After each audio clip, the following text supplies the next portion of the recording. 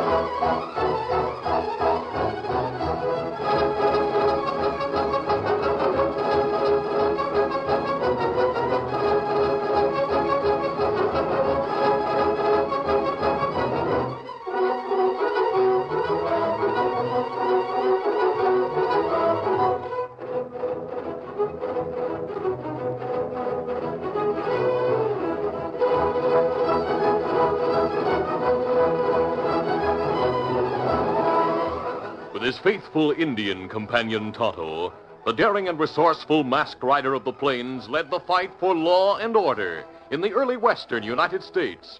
Nowhere in the pages of history can one find a greater champion of justice. Return with us now to those thrilling days of yesteryear. From out of the past come the thundering hoofbeats of the great horse Silver. The Lone Ranger rides again. Come on, Silver! Let's go, big fellow! Hi-yo, Silver! Away!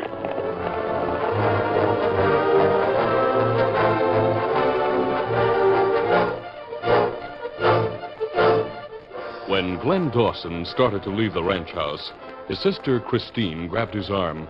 Her eyes were pleading as she spoke to him. Glenn. Let go of my arm, Chris. Glenn, please, you promised. You said you wouldn't go to town again. You swore you wouldn't gamble. Now, wait a minute. Who said I was going to gamble? A fella can go and see friends in town without gambling. Can he? Yes. And don't look so all-knowing. Whatever money I lost has been my own. I know that, Glenn. But it was money that Dad left to you. He worked hard to earn that money. And you go and lose it in Judd Weller's gambling hall. Stop it, will you? I don't have to stand here and listen to you go on like this. You're going to listen, Glenn. You're my brother. I'm older than you are, and well, with Mother and Dad gone, I'm responsible for it. I'm over 21. No one would know it, judging by your actions. When Dad passed away, you said you weren't well enough to run the ranch. Well, I wasn't. So Mr. Tyndall was kind enough to give you a responsible position in his bank, merely because he was a friend of Dad's. What would he think if he knew you spent your nights with the worst elements in town, drinking and gambling? It'd be none of his business. And it's none of your business either, Chris. Now, for the last time, get out of my way. Glenn, oh, please. I said get out of my way. Oh, no. And don't stay up waiting for me like you always do. Snooping and preaching and asking questions. I'm getting sick of it. So good night.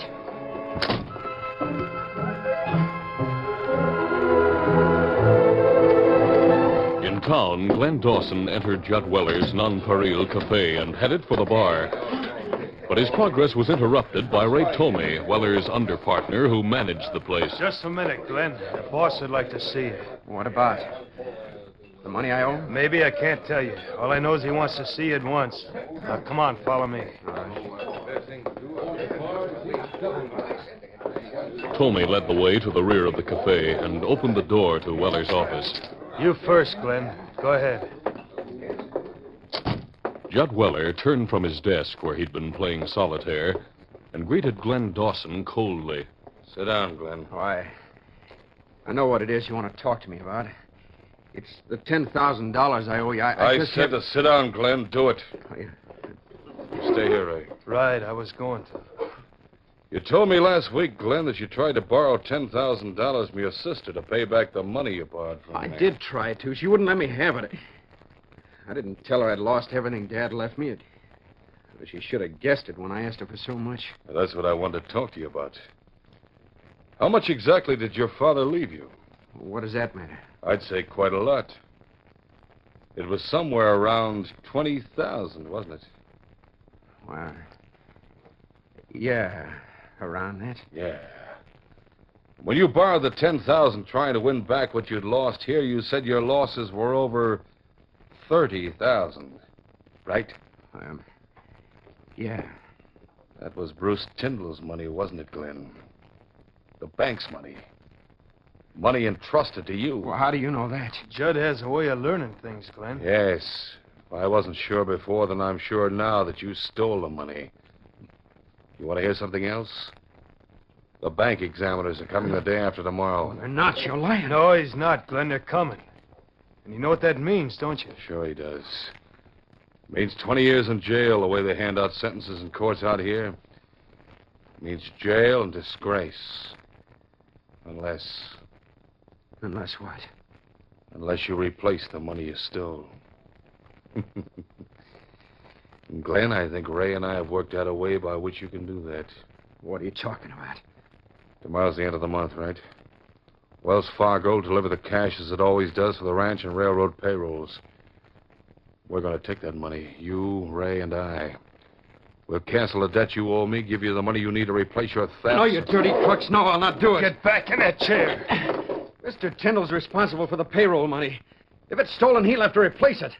That means he'd go broke, so will the bank and the town. Never mind about Tyndall or the town. He'll have some cash. The cash you put back next day after we split the hold-up money. I'll not do it. I'd rather go to jail. All right. Let's put it this way.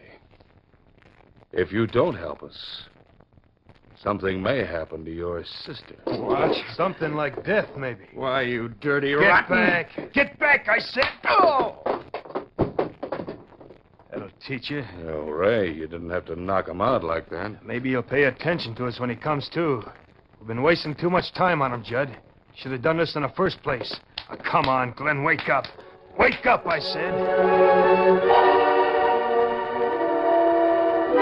When Glenn Dawson regained consciousness, the menace of the two men, spoken and implied, was too great to combat.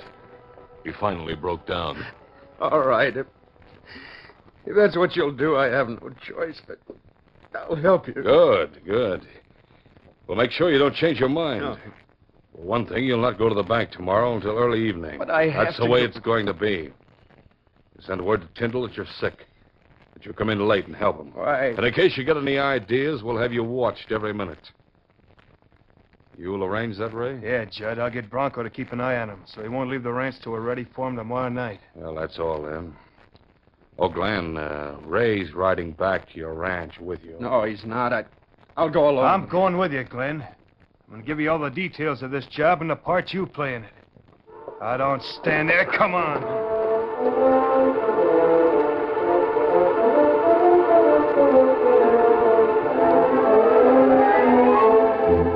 Christine Dawson, in spite of her brother's angry admonition earlier in the evening, had been waiting for his return from town.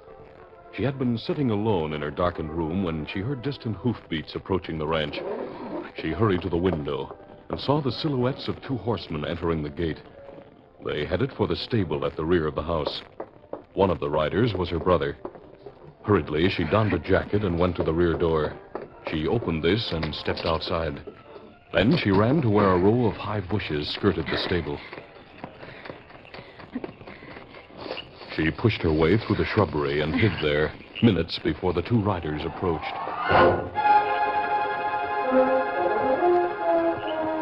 Ray Tomey had outlined the plans for the bank robbery, which he and Judd Weller had planned a long time before.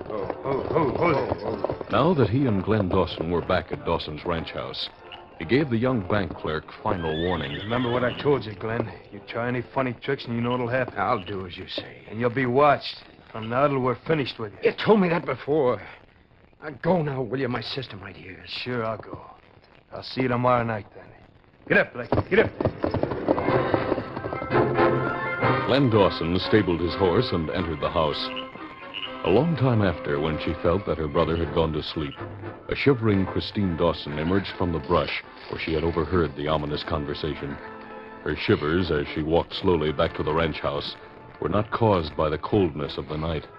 Oh, Glenn. Glenn, what is it you've done now? What is it you've done?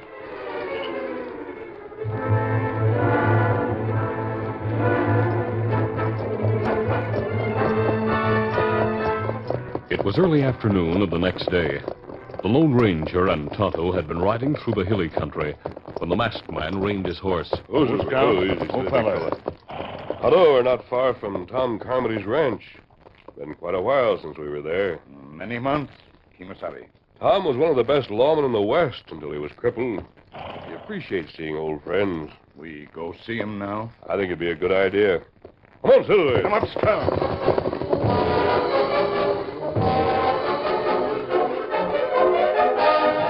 The Lone Ranger and Tonto arrived at Tom Carmody's small ranch house late in the afternoon. Tom, once a renowned sheriff in the territory, had been crippled by bandits' guns and now lived in comparative isolation with only his Mexican handyman, Felipe. When the Lone Ranger and Tonto greeted the old man, his eyes shone in gratitude. You don't know how much this means to me, your coming here. A man can get mighty lonesome. All I have besides Felipe are memories of fighting days. When you visit me, the memories become real again.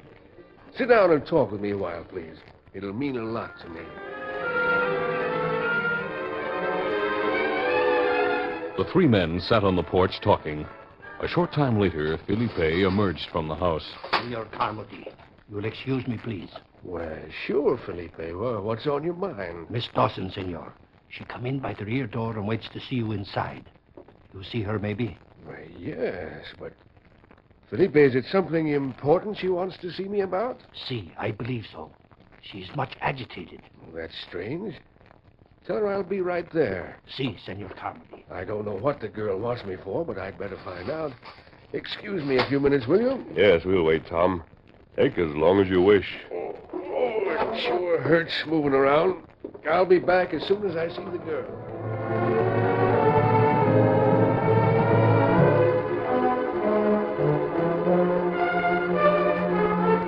Christine Dawson, who had often confided in the ex-sheriff, had come to him for advice.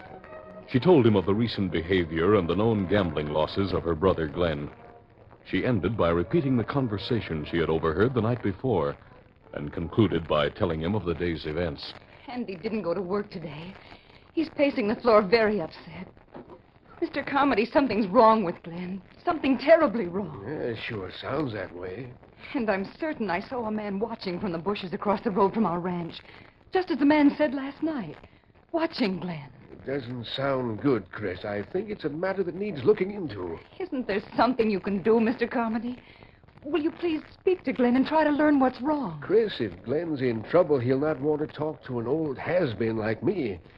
What's more, if he's in danger like you think, he needs a man of action. You mean I should go to Sheriff Nelson? But, Mr. Carmody, it may not be a matter for him. I didn't say go to the sheriff. I tell you what. You go back to your house and act as if nothing's happened. Don't say anything to Glenn about what you heard last night. And don't refer to the fellow you think is watching him from the bushes. Oh, but what... Do what I say, hmm? I have a friend visiting me. When I tell him what you told me, I've an idea he'll try to help you. A friend? Who is he? He wears a mask, that's all I can say now. You'll probably learn more about him before the night's over. When you leave, I'll ask him to do something for you.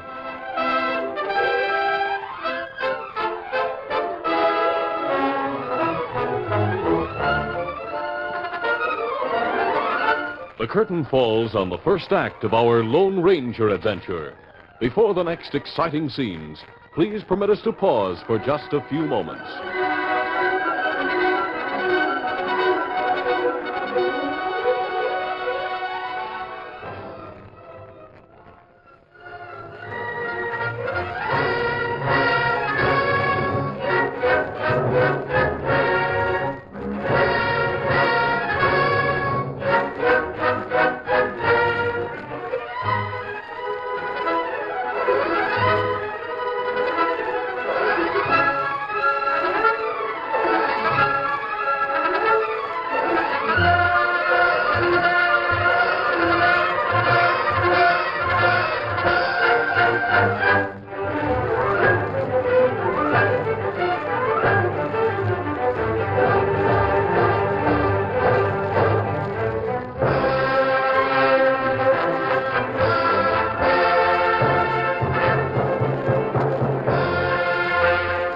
Now to continue.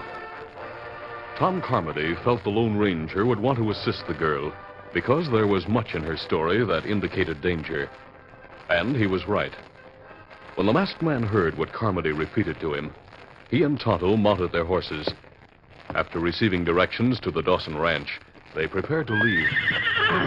Now, Tom, we'll see if someone's spying on Glenn Dawson. If there is, we'll learn the reason for it.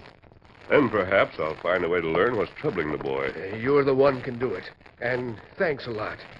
First for dropping in to see me, and now for doing this. So long now. Adios, Tom. Adios. We'll see you soon again. Monsieur! Come up, Tom.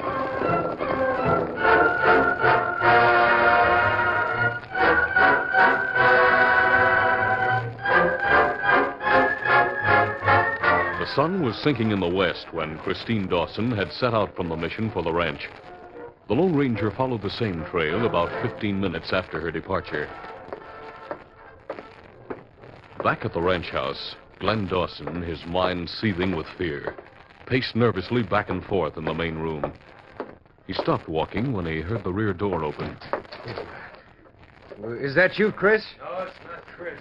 Ray Tomey, followed by a tall, brutish-looking man, walked over to Glenn Dawson. Well, I'm glad to see you obeyed my instructions. Bronco here's been watching this place all day. Tells me you didn't leave it. I'd have stopped him if he did. Where'd your sister go? Why isn't she here now? Why, I don't know the answers to either of those questions. Did you tell her anything? About us? No, I was afraid to. I told her I was sick. She sent word to Mr. Tyndall. And that part's all right. No, it isn't, Ray. I'm not going through with the whole lot. I've decided to confess to Mr. Tyndall and go to jail. You hear that, boss? You want me to shoot him or...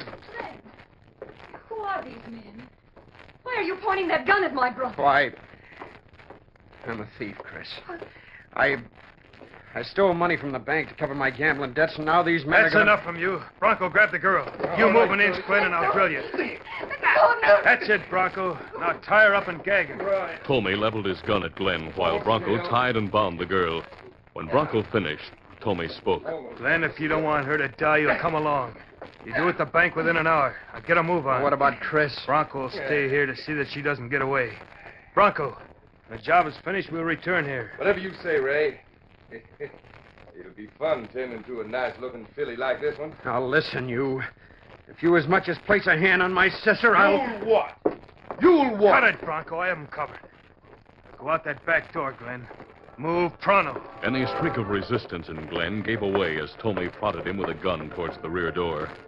He stopped for a moment to gaze entreatingly at his sister, but Tomey pushed him. Open the door. Be quick about it. You go on ahead, Glenn. Bronco, we should finish the job in a couple of hours. We'll come back then. Sure thing, Ray. But just a minute, huh?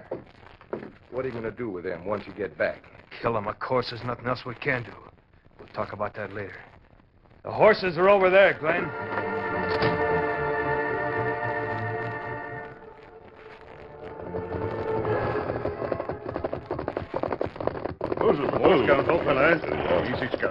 A few minutes after Tomey and Glenn had set off for town, the Lone Ranger and Tonto rode up to the entrance to the Dawson Ranch. They looked through the brush for some sign of a man who might be watching the house, as Christine had reported. But a thorough search revealed no one. If there was anyone here, Tonto, he's gone. Else he's moved to another spot. And what we do, Kimasabi? Carmody suggested direct action. That's what we'll take. I'll go into the house and see if it's possible to talk to Glenn Dawson. Me go with you? Only as far as the front door. You remain outside and keep your eyes open.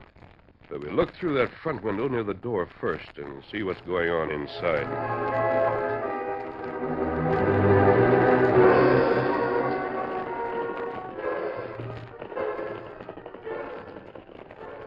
Both Christine Dawson and Bronco heard the horses come to a stop in the yard outside the house. A few seconds later, there was a knock on the door. Bronco, troubled, took out his gun and stood to the side of the door as the rapping continued. He saw Christine's eyes move to the window and open wide in terror. His gaze followed hers. Then he saw what she had seen, a face at the window, an Indian. Redskin. Hey, what is this? Bronco drew his gun and fired. The face disappeared before the bullet crashed through the window. Then the rapping on the front door continued once more. Get away from that door, Injun. Get away or I'll blast through it. Cautiously, he walked to the door, his gun ready to fire. He did not hear the rear door open, nor did he see the masked man who entered the room through the door. All right, you drop that gun. Hey, what the... No! Too late. No, my arm! I'll pick up your gun. There. No.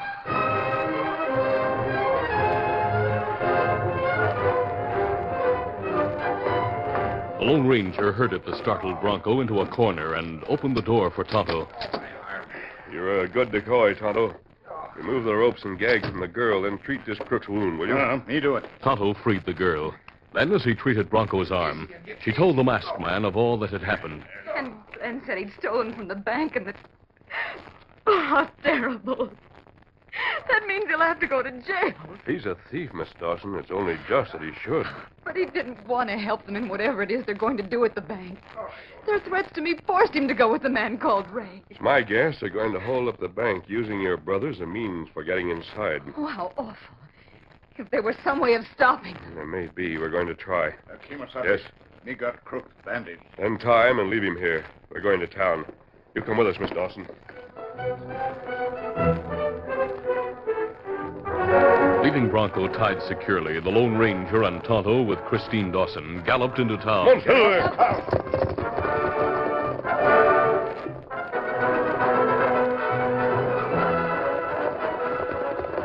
Come on, there.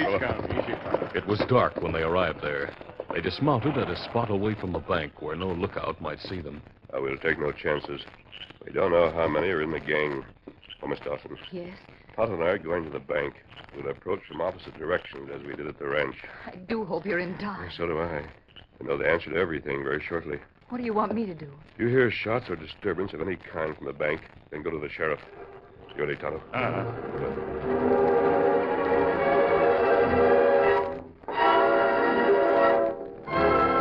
Bruce Tyndall, a kindly banker, expressed concern when Glenn Dawson reported to the bank that evening. He left Mary Hill, the other bank employee, and came to greet Dawson. But, Glenn, boy, you didn't have to come in. Miss Hill and I could have managed the payrolls alone. We started early, Glenn. See? Most of the money's sorted already. Why, I had to come in. You don't look well at all, Glenn. Does he, Mr. Tyndall? No, you're peaked and nervous, Glenn. Glenn, what are you doing? Glenn had walked back to the door and opened it. I'm sorry, Mr. Tyndall. Out of the way, you. This is a hold-up. Weller and Tommy, masked and in nondescript clothes, stood in the open doorway, guns in hand. Tommy walked to the table where piles of bills were aligned in neat rows. It's all here, huh? Keep your hands off that money. Stand back, Tyndall. Don't, Mr. Tyndall, they'll kill you. Get back, Tyndall, back. I'll shoot you, all right? No, don't shoot him, Ray. Stand, you fool. Oh. I'll make sure you die, Glenn. Drop that gun. As Weller started to shoot again at Glenn Dawson, the Lone Ranger in the doorway fired. You at the table. Get your hands up. Weller fell to the floor beside Glenn Dawson, wounded, as the Lone Ranger covered Ray Tomey. But Mary Hill, frightened, pulled away into the line of fire. Quickly, Ray Tomey grabbed her and placed her in front of him as a shield. No! All right, whoever you are, fire and you'll kill this lady, not me. Now back up, lady. We're going out together. When they reached the rear door, Tomey released the girl for a moment, using his free hand to turn the knob. As the door opened, Tonto stood behind him. You not get out. What? As Tonto grabbed Tomey, the Lone Ranger leaped forward, pushed Miss Hill aside, and grabbed the crook's gun arm. I'll take that gun. Let go, Tonto. I have him. Oh, my arm. You're breaking it. I'll do it if you don't drop the gun. There. That's better. Now to make sure you don't attempt anything more, take it. The Lone Ranger's blow sent Tomey to the ground, senseless. Tonto, carry him over and place him beside the other bandit. And take off their masks and see who they are. I'm going to look at Dawson. Tonto carried the unconscious Tomey and laid him beside the wounded Weller, as the Lone Ranger knelt beside Glenn Dawson and treated his wound. This isn't bad. You'll be all right, Dawson. I'm glad. Glenn saved my life when he stopped that bandit from shooting me. Kemosabe. Yes? Handkerchiefs off faces. Mary Hill gasped as she saw the bandits unmasked. Judd Weller and Ray Tomey. Mr. Tyndall, you know who they are. So does Glenn Dawson. To his sorrow, I'm sure. Why did you help them in this holdup, Dawson? Glenn helped him? Yes, it's true, Mr. Tyndall. When I tell you the entire story, I'll go to jail where I belong. I stole from you, Mr. Tyndall. I stole and Not now, Glenn. Whatever it is, tell me about it later. Oh, I didn't want to go through with a holdup, but they might have killed my sister. No, Glenn. We got the man who held her at the ranch.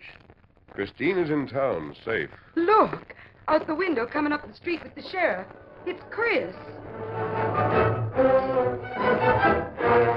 A few seconds later, Christine Dawson entered.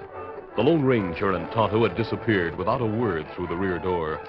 Sheriff Nelson heard the story and placed handcuffs on Weller and Tomey. I always suspected these two were crooks. Well, you didn't suspect I was, though, did you, Sheriff? No, Glenn, I didn't. I'm sorry that I'll have to arrest you, too. Oh, I deserve it. But I'm willing to pay for what I've done. And, Mr. Tyndall, when I'm free, I'll repay every cent I took from you. I'll arrange an easy way for you to do that. After all, you saved my life. I owe you that. Oh, you'd have died anyway if it hadn't been for the masked man. I think we all owe our lives to him and his Indian friend. They saved me, I know. And me. And me, too. I thought I was dead for sure. Well, they also saved the town when they stopped this holdup. Right, Mr. Tyndall? Very right, Sheriff. Practically all the money in the bank was here on the table. What a truly remarkable person that masked man must be. Has anyone any idea who he is? You say the Indian is named Tonto? Yes, That's Sheriff. right. And the masked man's horse is named Silver. I'm certain of that. Then there's no mystery about who he is. You're right, Mr. Tyndall. He is remarkable. You see, he's the Lone Ranger. The Lone Ranger?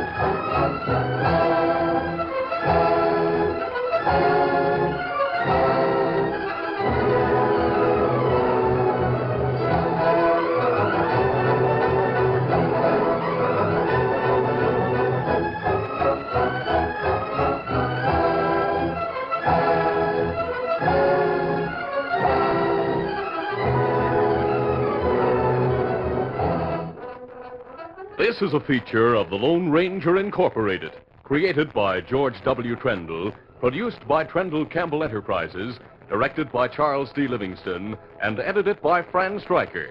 The part of the Lone Ranger is played by Grace Beamer.